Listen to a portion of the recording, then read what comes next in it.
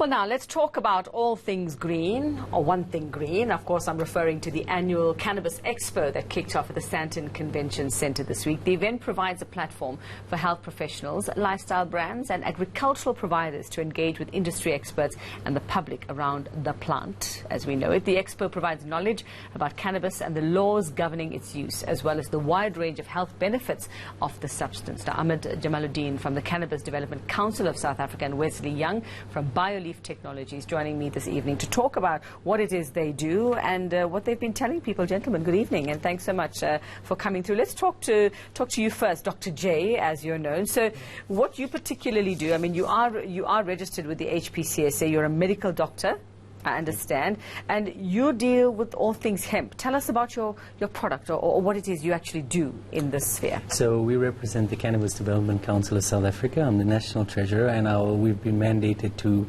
enable the government, educate the government into the matter of cannabis, particularly hemp. So I'm I'm a permitted hemp farmer.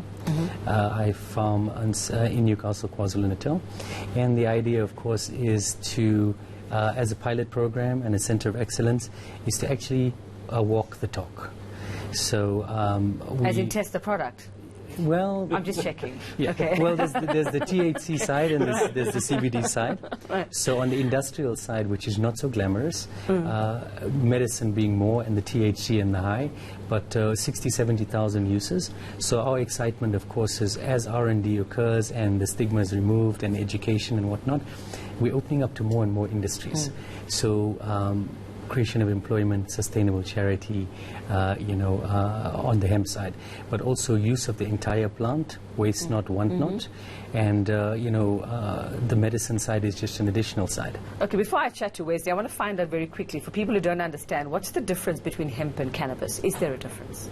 So under the same cannabis sativa, so what we've said is indica versus sativa, where the issue being CBD and THC. THC now being the one that has one of its properties is psychoactiveness. It gives you the high. Let's put it in. Okay, right. Yeah. But there's good things that can be used for the high. For example, THC is very good in certain cancers, where CBD typically, for us personally tested, would be things like sleeplessness, stress, fibromyalgia, diabetes, also Ritalin substitute, epilim. So it can be used in kids as well? Absolutely. Okay. Yeah. All right, Wesley, so you're from BioLeaf. What is it that you do? You're also very, very involved in agriculture and farming of cannabis. So you do cannabis. Yeah, so, well, yes. So we started out at BioLeaf Technologies, first of all, producing what we call a soilless medium. So it's a substrate what you actually grow the cannabis in. And it gets quite technical because you've got to worry about air porosity and water holding capacity and pH. But that's ultimately what we do. So we produce this in a food grade facility. So that's great for when it comes to medicinal grade cannabis. The other thing we do is we import Lux lights, which are cultivation lights, both for indoor setups and greenhouse setups. So we got a lot of, since September, when the laws changed and cannabis was decriminalized, lots of people are now starting to grow for their personal, for themselves. And that's allowed, right? I mean, Doc is here, so you can confirm that's allowed. But you can't sell to anyone or distribute from your house. So what lots of people are doing is they're setting up tents and they're setting up small rooms and they're just growing indoor cannabis for themselves. Okay, for a recreational point of view, or to make oils for themselves. So you provide what? The technology for all of this? Yeah, so we support. So we provide into the industry. We don't physically grow cannabis. But what we have done is we were so privileged this year in September, we were invited by the World Perlite Institute to go and present a research paper on growing cannabis in 14 different soilless mediums. So the research we got and the feedback that we got from the guys at the Perlite Institute was, this is amazing because this sort of study hasn't really been done before and actually gone and been presented. I suppose with climate change and all of that, there will be a concern. And like you say, it's a chance to create jobs, Doc. And I mean, I'm imagining you in that outfit riding through your plantation on a horse of the wheat plantation, but I just had to put that out there. But I mean, obviously lots of skepticism out there about people, a lot of people not buying into it, saying, okay, this is just one way for potheads to say, okay, we're going to make this legal, it has wonderful benefits, so we can just do this and have our fun. So what are you saying to people? And I'm sure that's coming up at the expo. Are you getting lots of questions like that? Well, one of it is the mandate is education and removal of stigma. So, I'm originally a maize farmer. Okay, so from maize you can make mampur. From my barley I can make whiskey. So we got, you know what I mean? It depends which side of the table you're sitting on. We look at it as an adjunct to pharma, as a physician, not a competitor. And so you've got a lot of negative stigma. But saying that, for me, what it represents is the unification of common-minded people throughout the world. And in so doing, the sharing of information and working together as a collaboration, for which we thank people like yourself for allowing us to come here, and it's doing the same, Cannabis Expo for allowing people to mass collaborate, meet strategic partners and mentors, hence educate and remove the stigma of it. But yes, it's from a medical point of view, as an HPCSA physician and the risks that go with it and the liability, I will tell you that indeed it works. And as a medical cannabis physician of the United States, there is proof and backup in trials and tests.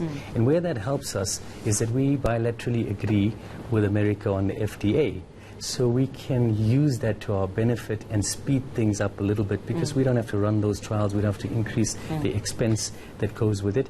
But also from the truth being from a tangible point of view of job creation. If you take my particular farm, for example, there was 150 solid jobs created because it's a different crop. So the weeding of it, the hand harvesting of it, and if you put that tangibly, so you now have a household where the income is increased by 4 times for at least 3 months of the year. Okay. This is good. So, this is beautiful. Well, I just want to ask Wesley very quickly. Obviously, talking about the responsibility side, you having to be responsible on your side and check who's buying your equipment and for what use. Does that happen? So that you make sure somebody's not doing it for other reasons other than, Look, I mean, responsible reasons? It's a good point, and I think we're looking at the small guys, where the big facilities are, that's in Lesotho and stuff like that. So we'll supply those. But, when somebody's buying a lot or two, but we don't supply directly to the public, we supply to the horticultural shops. So, I mean, those are the walk-in customers that go in and buy that. But we will do business and collaborations and consultants jobs for the big commercial farmers. Even those farmers, you check on whether they actually do, whether they are legit and following the law and all of that. We have to. We've got some sort of responsibility.